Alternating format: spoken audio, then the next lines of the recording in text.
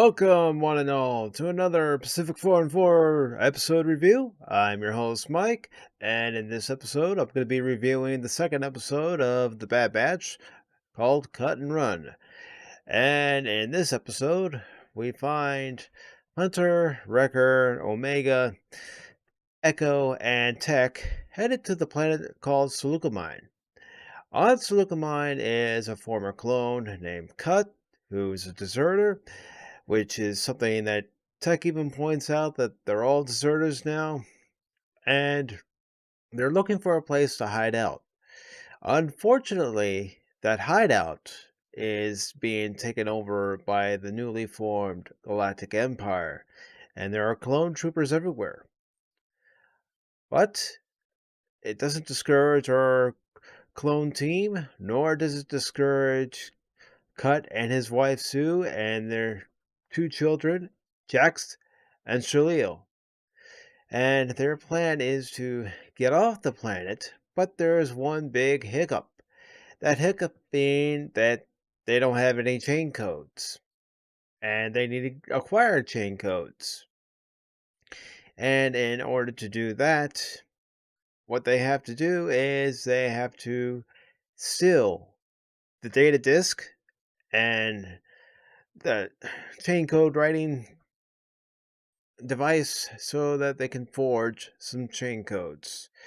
And this episode see them successfully do that. After a while, it sees Omega interact with Jack and Shalil, and they're out playing with a ball at one point in the episode.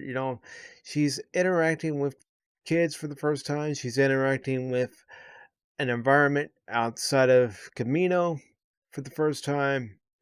And it's a growth episode for her, and it's also an episode where they name drop Rex, saying that he passed through the system the day before.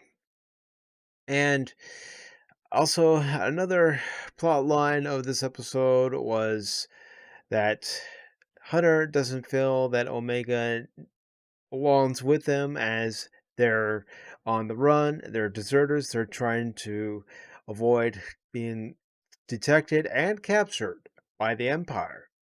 So he asks Cut and Sue to take Omega with them when they go off world.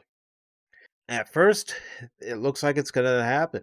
It looks like Omega is going to be with her new family, and that our remaining forces in Hunter, Wrecker, Tech, and Echo are going to be going off on their own. But unfortunately, things don't go as Hunter had planned, because the person who is able to bring the chain codes to our clone friends who are awaiting chain codes after Tech has them falsified and forged is Omega herself. There's a scene in the episode with Omega parting ways with Hunter, and then Hunter having to rescue Omega after she comes back and wants to be reunited with the clone troopers.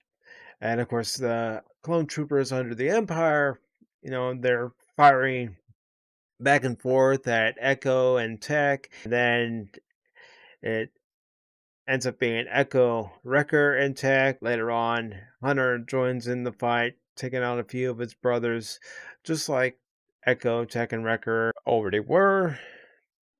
And, this episode, it was a very good episode.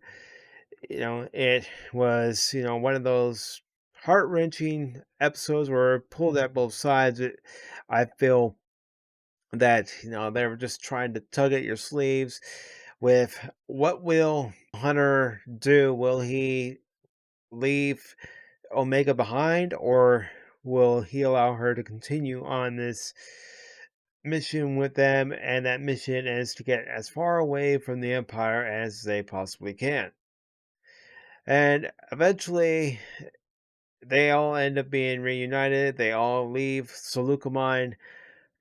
Cut, Sue, Jack, and Shalil end up parting ways after their chain codes are approved.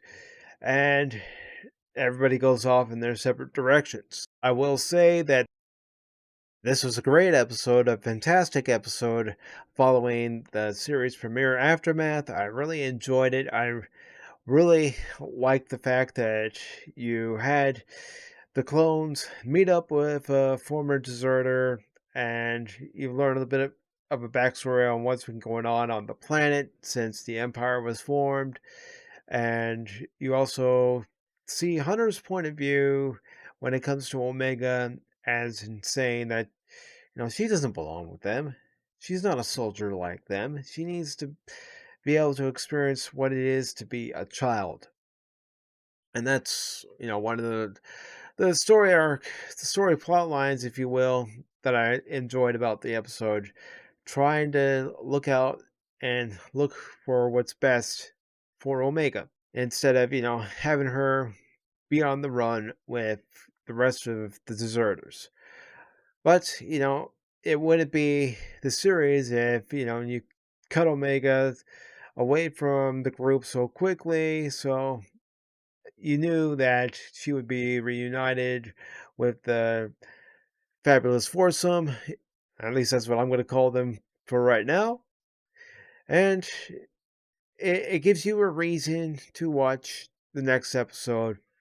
And hopefully, in the next episode, once I watch it, I will enjoy it. And, it'll continue the great storytelling that we've come to expect from the Clone Wars, we've gotten in Rebels, and we've also received in The Mandalorian. So, that's pretty much my thoughts, my review on this episode. It was a great episode, and hopefully this is just, another layer onto the foundation that was laid last week with Aftermath. So, until my review of episode 3, this has been Mike for Pacific414 episode review. Thank you all for watching. If you'd like to follow me on social media, the links will be down in the description below. Please give me a thumbs up, like this video, share this video, comment on this video, and as always, take care.